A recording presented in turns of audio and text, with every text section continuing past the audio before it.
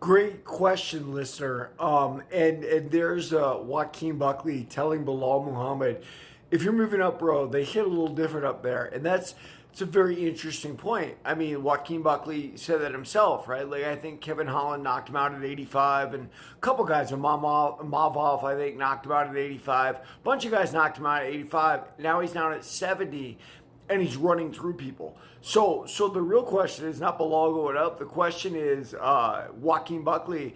Can he run through Belal Muhammad? Can he hit Belal Muhammad so he's so terrified the rest of his game works? What's a good example of that?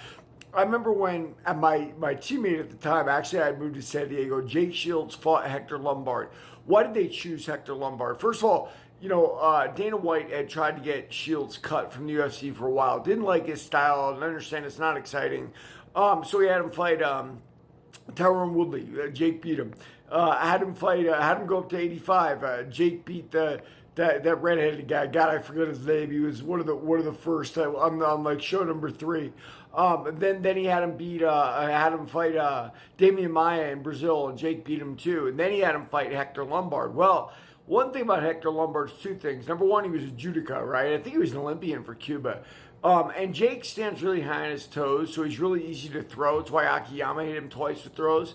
And also, Hector Lombard was really strong and really tough. And he hurt Jake, and Jake was tentative the entire rest of the fight, right? Even though he almost got him in a guillotine at the end, he had nothing until that very, very moment. So the question is, will Joaquin's power make Buckley like that? Make Belal like that? Will Belal get tentative because Buckley's such a powerhouse? We certainly hope so, right? That's what we would like to see, and then see if Belal's grappling can solve that. For Jake against and Lombard, he almost did. I think Dana would have had a heart attack if Jake won that fight also. But the point is absolute power that is devastating, can change the fight entirely.